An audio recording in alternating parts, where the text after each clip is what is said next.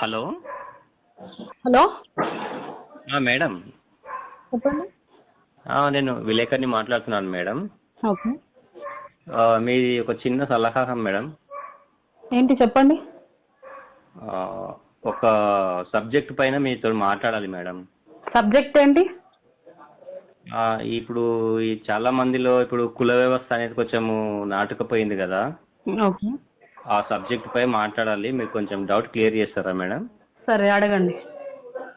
ఆ, okay madam. Madam మీది ఏ కులం మేడం? ఏ వయసులో? అంటే వయసును బట్టి కులం ఉంటుందా మేడం? ఉంటుంది. బాల్యంలో బాలకులం, యవ్వనంలో యువకులం, వృద్ధాప్యంలో పాండీకులం, రాలిపోయే వయసులో ఎండుటాకులం. మేడం అది కాదండి, మామూలుగా మీది ఏ కులం? ఎవరు లేకుంటే ఏకాకులం, ప్రేమలో ఉన్నప్పుడు ప్రేమికులం, పెళ్ళయ్యాక సంసారికులం, కానప్పుడు బ్రహ్మచారికులం. అది కాదండి మేడం, కమ్మ కాపు లాంటి మీది ఏ కులము?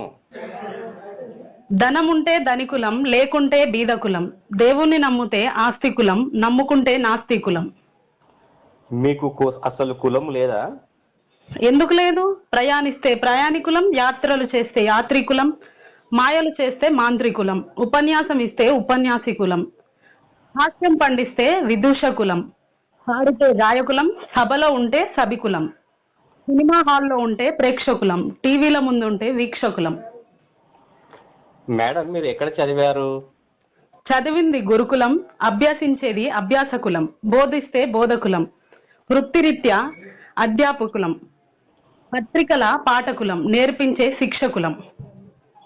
అసలు మీరు ఎవరండి ఇలా చంపుతున్నారు? నాగరికత నేర్పిన నాగరికులం, నాయకులమని నమ్మే అమాయకులం, మూఢత్వం పోని మూర్ఖులం. మేడం అసలు మీ వయసు ఎంత ఉంటుంది మేడం? కొందరికి పూర్వీకులం, మరికొందరికి సమాకులం, ప్రస్తుతం వర్తమాకులం. అసలు మీది ఏ దేశం? భారత జాతి వంశీకులం, భావి భారత రథసారకులం. మేడం మీకు దండం చేస్తా మేడం, ఇక ముందట ఎవరితోటైనా ఈ కుల వ్యవస్థ గురించి అయినా కానీ, కులం గురించి కానీ, ఇక జన్మలో కానీ ఈ కుల వ్యవస్థ అనే మాట తీసుకురాను మేడం. మీకు దండం చేస్తా మేడం. Thank you sir. ఇంకొక ఎప్పుడు కులం గురించి ఎవరిని అడగకండి.